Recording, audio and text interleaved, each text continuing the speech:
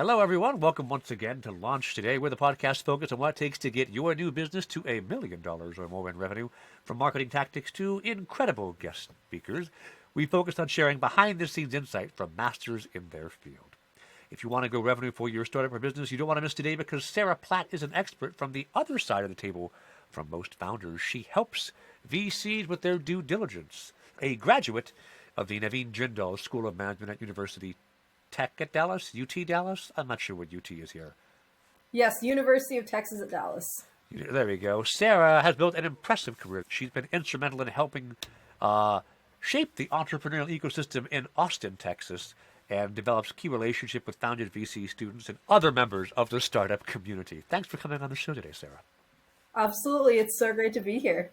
That's awesome. All right. So I always like to ask in the beginning because it's interesting to see how people have arrived at this point in their careers. Why do you do what you do? Absolutely. Well, hey everyone, I'm Sarah Ranco, and it's really great to be here. So a little bit about me.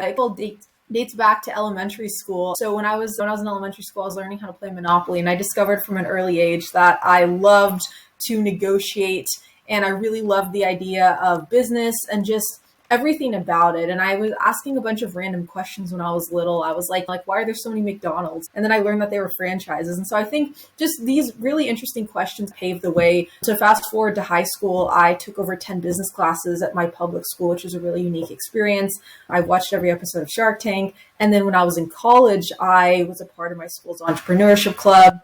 I went to a lot of startup and VC events. And then my junior year, I had my first VC experience where I actually learned how to evaluate startups. I was sourcing startups, meeting with founders, performing diligence. And I think that just really told me this is the career for me. And it was just the most fun for me. It didn't feel like it was work. It was like, wow, I could do this all day. Excellent. I must confess, I do not have a sensible path I can trace back to when I was a wee young lad yes, of course, that's why I'm a marketer, because of the reasons then. I ended up here through, I don't know what. Well, that's cool to hear, and that focus since early days is quite impressive. You're obviously a due diligencing expert. I've helped dozens of startups build their early stage marketing engine by being led by data. And of course, data is a big part of what you do too. But there's a difference, I think, between what works for your audience, and what sells, and what investors need to see for real. What do you see startups need to do with data as part of interfacing with VCs on a due diligence journey? Absolutely. That's a great question. First, I'll start off by addressing the common question that a lot of startups have is, what should they put on their financials? Because a lot of early stage startups, it's all about projections, right? And they're wondering, what do I put to get a VC interested? Not only get them interested, but get that investment. So the first thing I'll say with that is, when you're projecting your financials, it's really important to be realistic, but make sure that the market that you're basing those numbers off of is large enough for a VC to care. A slight tangent here is that I evaluated a startup. It was a great idea, but the VC said the market's not big enough, so I'm not interested.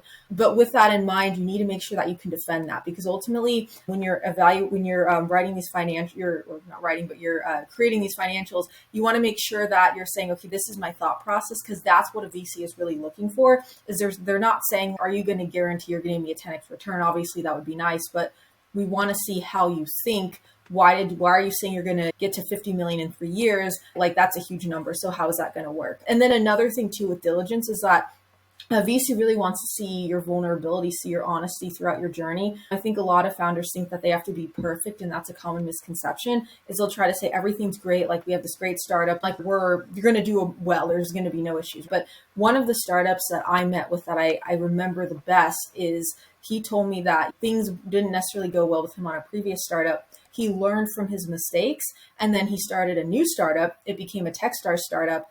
And ultimately, they're doing quite well now. And I remember that story, and it would definitely make me a lot more likely to recommend him for an investment, because he told me about a hardship that he went through. So I think it's understanding that it's important to share a story and be vulnerable. Obviously, you shouldn't be desperate. It's never good to say, when you think of urgency, and this is a great tip that I gave when I gave to a panel it was a panel or event I was speaking on. I was like, make sure that you say that it's urgent, that the problem is urgent, but the money is not urgent. Because as soon as a VC hears that the money is urgent, one, they say, okay, you haven't really properly planned, and two, we can take advantage of you because we know you need the money and we can get a better deal for us.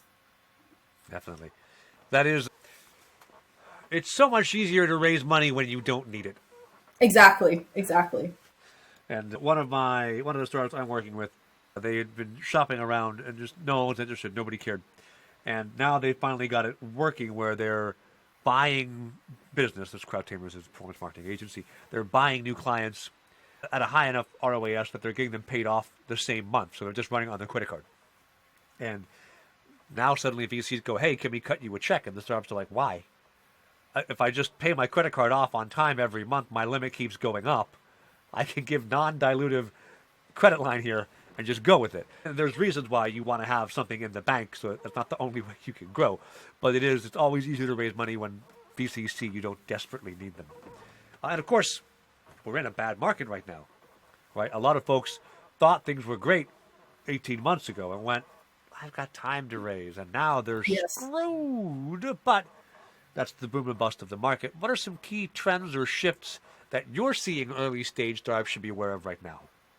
I'll name just a few, and they're in a lot of different areas when I think of trends. So I think the first one is the amount of time it takes to build a relationship before you're actually able to raise money. So I think in the past, and some VCs are still open to this, is they'll say, okay, you can send me a cold email and we can chat and you can get funded in a few weeks to a few months. But now VCs are more focused on, do I know you? Do I know that you can persevere through challenges? How long have we known each other?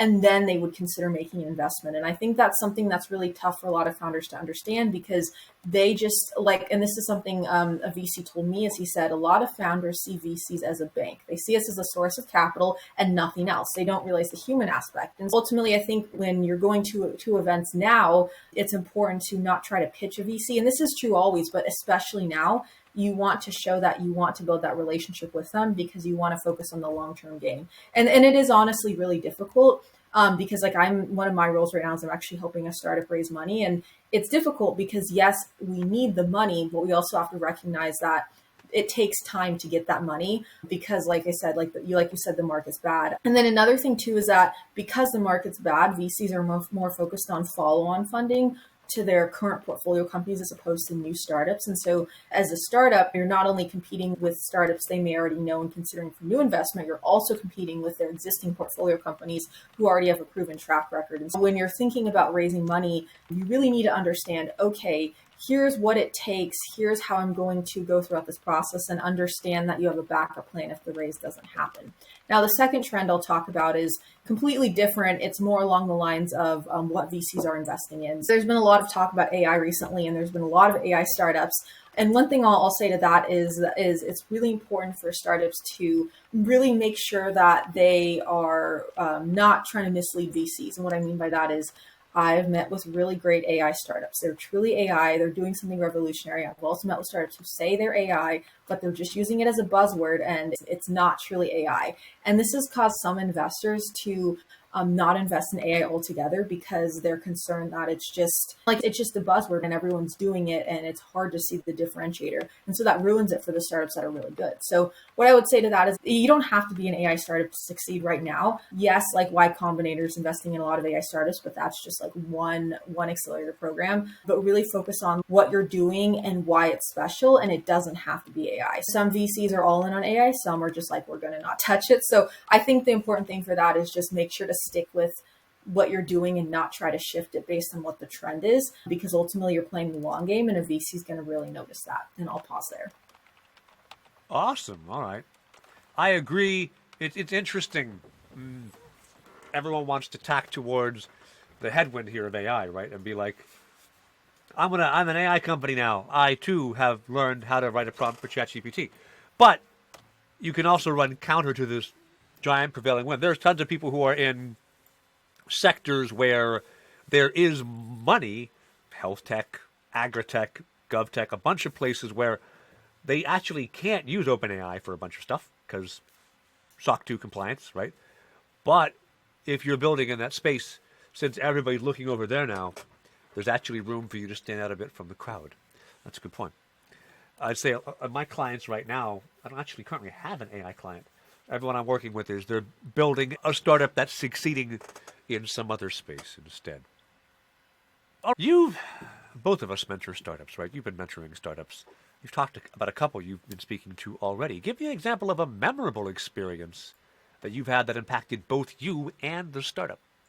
Yeah, absolutely. First of all, I'll say I love getting to promote really good startups. And so I'm going to say the name of the startup as well as the founder, just because I'd love to give her some promotion briefly. But essentially, so this relationship started in May 2023. And the context for this is that I do a lot of networking and I'm in a lot of Slack groups like LinkedIn groups, Discord, etc. And I just reach out to founders cold and say, hey, let's meet. And I'd love to help you because I love paying it forward. This startup, it's called Dextigo. It's an AI soft skills coaching platform. And what's great about this is it's truly AI. And that's also why I really like it, is I respect the fact that the founder has done a great job. It's female founded. The founder's name is Ioana. She has extensive experience being in like chief of staff, VP of people roles. They've got a really great team. And ultimately we connected back, like I said, in May. And I just reach out to say, hey, can I give you feedback on your startup? I love to learn. I'm in VC and this is what I do. Over that time, we've developed a really great relationship. So just a few things that we've done. So I suggested the idea for and led the recruiting of, as well as participating in her focus group. That was focused on not only Gen Z students, but also Gen Z professionals, right? So it was really two different types of people and ultimately seeing how they could contribute to her product. I provided a testimonial for her startup that was featured on her website. I wrote a feature for her startup in the Venture Scout Spotlight, which is a spotlight. It's a newsletter that is written by one of the programs I'm a part of, and it promotes startups. That's a Scout Source. I introduced her to a VC that was actually interested through the Venturous platform. And the next month, I'm going to be speaking on a panel about the future of work that's hosted by her startup. And so the thing about this relationship that I really love is that it's a genuine relationship and we're really focused on helping each other. And it was very natural. It wasn't like, hey, can you do this for me? I'll do this in return. It was like, I genuinely want to help you. I genuinely care. And I really support what she's doing because throughout high school, I had the opportunity to, in addition to doing these business classes, compete in various business competitions and really develop my own soft skills.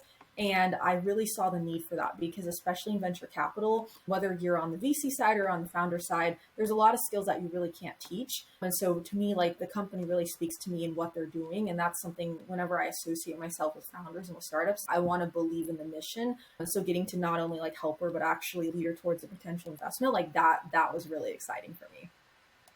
Yeah, that's pretty cool. The average founder for a startup is usually in their like 40s. Yes. And you're probably not 40 looking at you. Correct. How does that dynamic work? It's definitely been a little bit difficult because like you said, I'm on the younger side. And I think one thing I really learned is how to establish credibility with founders.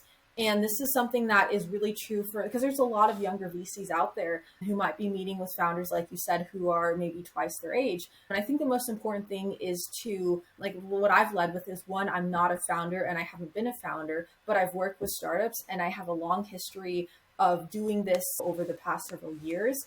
And then I also am able to provide examples of ways that I've actually helped. And that is able to bring that credibility and earn that respect. Another thing I will also say too is that being the first point of interaction is actually a great way to filter good versus bad startups for VCs, because sometimes founders will be like, I only want to meet with the managing partner. Like, I don't want to just talk to an analyst, or I don't want to talk to a scout. And that really shows the VC how the founder will treat people. And so it's actually a great way to say, okay, like this founder actually can treat people of all different backgrounds, all different experiences. And that to me is it's like a great way to understand. And so yeah, I've had good experiences with founders. I've had really bad experiences with founders, but ultimately I've learned, okay, here's how I can better help the founders, as well as making sure that I help contribute to a more inclusive industry. And that's another thing. There's like DE&I, that's something I'm really passionate about. And so it's okay, I really want to make sure that we're changing the industry in a positive direction. Yeah, there's a hiring trick I have heard of where you meet your candidate, you go to a restaurant and you have them mess something up. Yes. And then you see what happens, right? And that tells you a lot about how that person handles when things don't go right. But I think it doesn't work with people like under the age of 40. Because my answer is if they screw up my order, I will eat it and then just never go back there ever again. Yes. That's my, I'm not going to make a big deal because nobody meant to cause this, but if your kitchen's that bad, cool. I know not to come back. So I'm not sure how well that would do as a screening tactic for people under the age of 40. I think you brought up a good point, which is in the startup space, speaking as straight white dude over the age of 40, that's what it looks like. You look at every VC, like you look at the team, and there's 25 old white guys, and then inevitably one or two very clearly diversity hires. That needs to change, right? I'm happy that in my client base, of course, I have some straight white guys. I've got a couple people of color. I've got some women. I'm helping founders across the spectrum. You also, I'm sure, care about that as well. How important do you think it is, and how do you think founders and VCs both can help improve and foster inclusion in the startup ecosystem? Yeah, this is a great question, and this is definitely something that it's tough in the sense that I love it, but there's also so much work to be done. And I think what I'll start off by saying is my specific focus is on supporting female founders and underrepresented founders. And I support all founders, right? But just specifically those types of founders. And ultimately, and the reason for that is last year, less than 2% of funding went to female founders. And I believe it seems like 0.13% went to minority founders. And it could even be less than that, right? And it's so important because there's a lot of really good ideas out there that have the potential to be like huge businesses, right? But they're just not able to have access because of the current makeup of the VC landscape. And it's ultimately, it starts really with the talent and how the talent is hired. And this is something I've learned over time, just a little bit of deep dive into how the VC industry works for the listeners out there. But ultimately, VC as a whole is really hard to get into as a career because you have to know somebody, you have to go to a really good school, or you have to have a lot of money. And that already makes it difficult for a lot of people to get into it. And then if you are able to get into it, a lot of the roles are unpaid. And that's difficult because you have to be able to be from a certain economic background to be able to actually afford to break into VC. And the reason these roles are unpaid is because a lot of VC firms, like people are like, hey, I'd like to get into this career, but they don't actually have the money because of the way a fund is structured. And that's a whole other topic. But ultimately, what's important about this is that they don't have that money and they'll just do a lot of unpaid internships. And for full transparency, I'm doing a lot of unpaid internships because I'm trying to get that experience. But the thing is, not everyone has the means to do so. Then when you're bringing people into the industry, it's the same types of people over and over again on average, because like I said, you have to be from a certain background.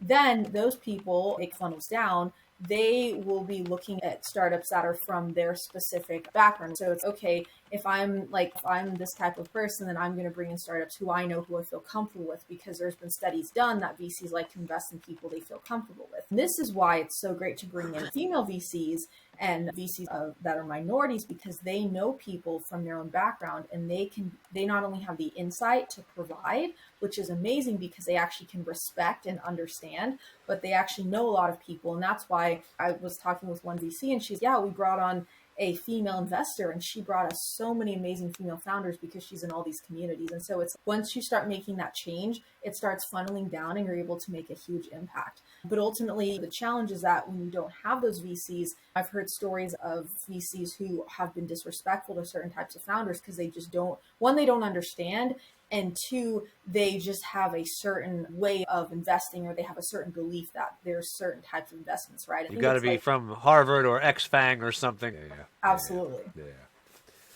I get it.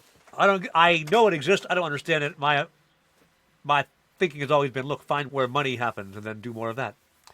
But that is also how I'm a very data-led marketer. And I've worked with some clients who go, yes, those made money, but we don't want them to look like that. We want them to look like this. And I go, but that makes less money. And they go, yes, but we like it better. And I go, but that makes less money. And so once we reach that point, I'm like, I guess I'm not the right marketer for you anymore. The same for me in the VC space, or in the investment space, right? I've written a couple of small checks. And it is, in my case, I'm like, hey, do I see what your business is doing? Do I understand it? And can it scale? Awesome. Mm-hmm. I don't care much about your background beyond that, if I believe you've got what it takes to make it grow from there. But as any VC, any investor looking to write a check, You've got to innovate. Otherwise, not really going to be a VC scale business. You can make tons of good money owning a lawn care company, right? But this is not a VC scale business. So you got to do something different, but that brings risk. You help with due diligence, and that is all about balancing innovation and risk. How does a startup founder navigate that themselves? Absolutely. So I think one thing that's really important when you're starting a startup is first you have to consider is, and this is a little off track, but we'll get to the main question, is the startup VC backable, like you were mentioning? And so I think it's important to understand, one, is it VC backable, but two, is VC like the right path for your startup? Because sometimes when you bring a VC onto the board, or startup, they may try to bring your startup in a different direction to where you may not be able to innovate as much. And what I mean by that is VC has pressure from their limited partners to make a high return, right? You need to make sure that you're innovating in a way that makes sense to scale your business, but you're not putting too much additional risk to where it would concern the VC. And ultimately, I think like when I'm advising startups, I say, first of all, why are you raising VC? Is it because you want the money, or is there some additional value add that you want to help you innovate? Because there's a lot of other options out there for startups. There's crowdfunding, there's friends and family, there's angel investments, there's small business loans. And startups really need to understand what happens with the VC investment. It's not just a check and then the VC goes and is a silent investor. It's, here's a check. We're going to take like 15% of your company. We're going to be involved in a lot of what you're doing. We're going to need updates. We're going to need you to send us your updated financials. Like we're going to do all these other things. And it's a lot of work for the founder actually to get an investment. And so that's why a lot of founders don't realize that. There's also the dilution aspect, right? And so I think what's really important is to understand two things. And this is something I didn't mention earlier, but one, you want to understand what the VC is looking for in the sense of, so let's assume that you've gotten an investment from a VC and they're saying, okay, we want you to prioritize getting a certain return or trying to scale effectively. You really want to make sure that you're meeting their standards, but also meeting your own. And what I mean by that is you really want to make sure that you understand who your customers are and you're innovating in line with what your customers are looking for. Earlier, I mentioned that I was a part of a focus group. And that's really important because early on, you want to make sure that you know what the problem is that the customers are facing and you're innovating very quickly. So along those lines, you'll put a product out into the market. You want to put the product into the market very quickly and then get feedback. So whether, for example, that's in a beta version and you want to innovate and fail fast and then fail forward, right? That's something I like to tell startups. And so when you're balancing that innovation and risk, make sure that it's moving your startup forward in a positive direction, but it's done very quickly because ultimately that increases your chances of success. It also makes the VC happy because then the VC says you're innovating, but it's like a low risk, right? Because if you make a very low, or a very low risk mistake, then it's not going to have an impact in the future.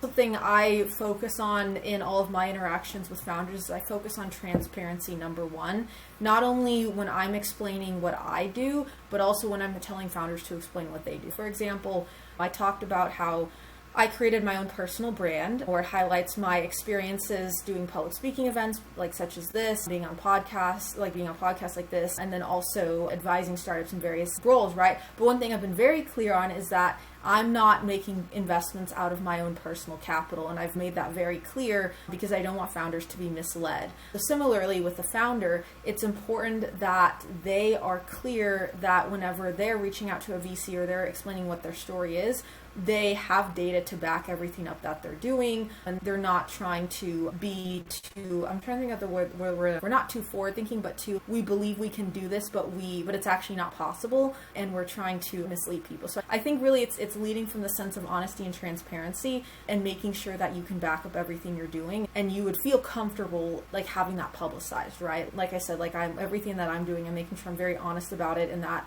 I do venture capital sourcing, I do advising, I do diligence, but it's not my own money that I'm investing.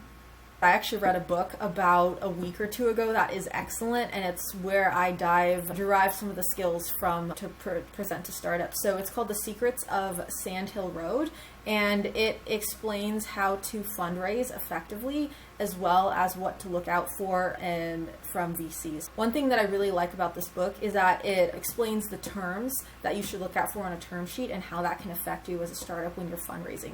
For example, dilution. So there's like full ratchet, that's just like random name I threw out there on the term sheet, but like full ratchet or weighted average, there's different ways to evaluate dilution, and that can have a huge effect on how much equity you have in the company after raising, not only after the first round but after the following rounds. And so that's just one thing as a founder that you should be very careful about. Another thing that I really liked about the book was the fact that they actually presented some really great legal cases to explain what not to do when you are forming a board of a startup.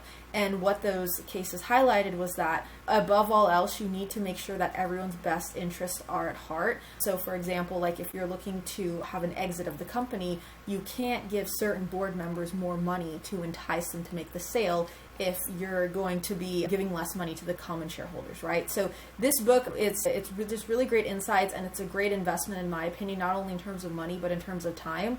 It's written by a well-known C who was a part of several different startups before that. He was at A16Z. And so I think it's just really important that you, as a founder, you take the time to not only work on building your business, but if you are really interested in raising, you really need to understand not only what we mentioned earlier in terms of what to look for in a VC and all of that, but really past that initial conversation of, are they the right strategic fit and do the terms meet my startup?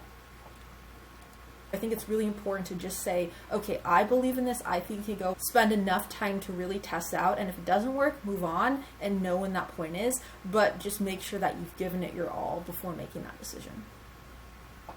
I love to talk to founders of all backgrounds and give them free pitch deck advice on how to improve their business, especially advice on fundraising, but really focused on female and underrepresented founders, just because my personal mission is to decrease the funding gap among these founders. Ultimately, people ask, why do you do this for free and how can you do this for free? It's a huge sacrifice for me to be able to do it for free, but ultimately it's a way to get more experience in VC, to ultimately prepare me for a career full-time, because one thing that is really difficult about the industry is being able to find like a full-time role at a firm. And so ultimately my goal is to provide value while getting experience, so it's a win. I think one thing that I would say is just really think about who your customer is when you're starting a startup. That's really the most important thing, and make sure that you're solving a problem and you're not creating a problem and then solving that after you've created it. And that's extremely important, because as a founder, you're going to be spending a lot of time on this company. A lot of people think that founder life is glamorized, but I have met with a ton of founders, and I've seen firsthand the difficulties that they face, the struggles that they face, the personal sacrifices to really get their business off the ground. So I think just really understanding that if this is the path you want to go down, be sure you're passionate about it and you're not doing it for the money, because as we all know, entrepreneurship is a very cost-intensive route, but if you really work at it, it can turn out really good.